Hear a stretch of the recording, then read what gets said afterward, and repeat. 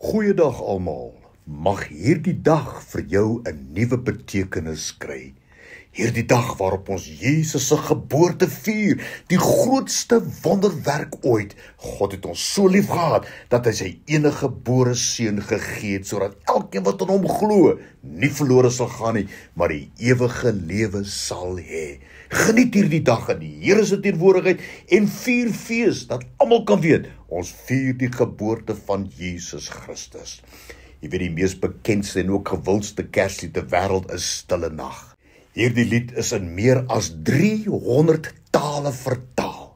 Die lied het ontstaan toe die kerkorgel in Salzburg, Duitsland, voor die ou Kersaandiens van 1818 onklaar geraak het.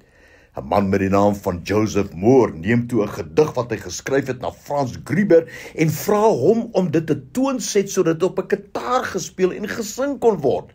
En die res is geskiedenis. Stille nag, heilige nag, Jesus kind lank verwag.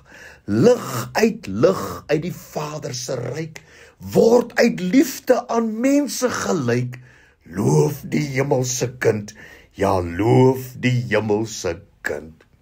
Weet maar tog, ten spyte van die pragt en die waarheid van hierdie bekende woorde, was die nag toe Jesus gebore is, alles behalwe stil en rustig. Die geboorte van 'n baba is nie stil nie, en 'n stal is nie 'n rustige plek nie. Bethlehem was daardie nag vol mense wat vir die sensus daarin gegaan het, en die stal waarin Jesus gebore was 'n rumoer van herders wat in en uit gegaan het.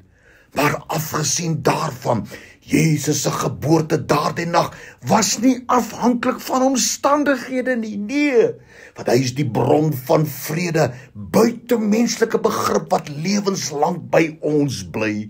Die aand voor Jesus gekruisig is, het hy gesê, vrede laat ek vir julle na, my vrede gee ek aan julle, nie soos die wêreld gee, gee ek aan julle nie, laat julle hart nie ontsteld word en bang wees nie. Ons lees dit in Johannes 14 vers 27.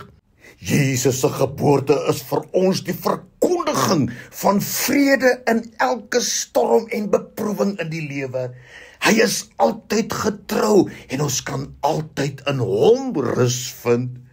Die vrede wat Jesus bring, oortref enige omstandigheid en is altyd tot ons beskikking. Daarom, ek daag jou uit, vier hierdie dag, die geboorte van Jesus Christus, met oorwinning en ook met verwagting.